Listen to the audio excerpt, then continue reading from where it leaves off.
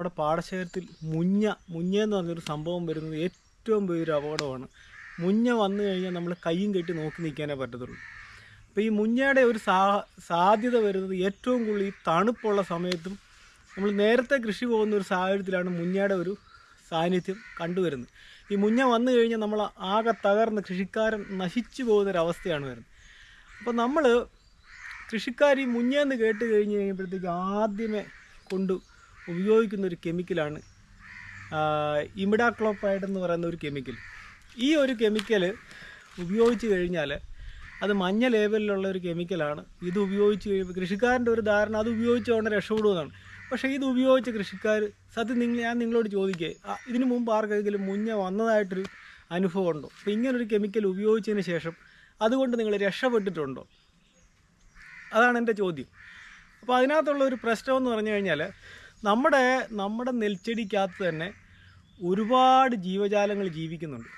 നമ്മുടെ നെൽച്ചെടിയിലിടയിൽ എത്രത്തോളം ചിലന്തി വർഗ്ഗങ്ങളുണ്ടോ? അപ്പോൾ ഞാൻ കഴിഞ്ഞ വർഷം ചിലന്തികളെക്കുറിച്ച് PhD എടുക്കുന്ന ഒരു പെൺകുട്ടിയെ തിരുവനന്തപുരത്തെങ്ങാണ്ടുള്ളതെന്ന് തോന്നുന്നു. അപ്പോൾ ആ ഒരു പെങ്ങൾ വന്നപ്പോഴത്തേക്ക് ഞാൻ അവരെ കൊണ്ട് എൻ്റെ ഫീൽഡിൽ കൊണ്ട് നടന്നിട്ട് അവരെന്നോട് പറഞ്ഞു, ചേട്ടാ എനിക്ക് ഈ ചിലന്തികളുടെ ഒരു 3-4 മുട്ട ഒപ്പിച്ച് തരണം, ചിലന്തി വാല. അപ്പോൾ അതായത് നല്ല രീതിയിൽ ആരോഗ്യമുള്ള സ്ഥലത്ത് ആവശ്യമില്ലാത്ത കെമിക്കലുകൾ ഉപയോഗിക്കാത്ത ഫീൽഡുകളിൽ മാത്രമേ ഈ ചിലന്തികളുടെ വലയും മുട്ടയും കാണത്തുള്ളൂ.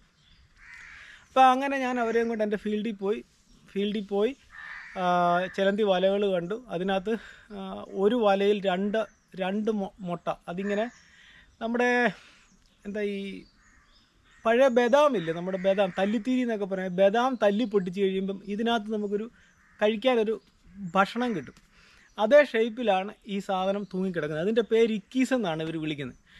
അപ്പം ഇത് ചിലന്തിയുടെ മുട്ടയാണ്. ഈ ചിലന്തികളെന്ന് പറഞ്ഞാൽ ഏതാണ്ട് ഒരു 125ഓളം വെറൈറ്റിയായ ചിലന്തികളുണ്ട്. വല കെട്ടാത്തതും വല കെട്ടി ഇരകളെ കഴിക്കുന്നതും എന്നാൽ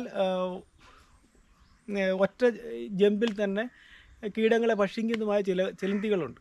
ഇപ്പോൾ ചിലന്തികളെന്ന് പറഞ്ഞാൽ ഈ സാധനം നമ്മുടെ നെൽകർഷകർക്ക് ഏറ്റവും വലിയൊരു അനുഗ്രഹമായുള്ള സാധനമാണ്.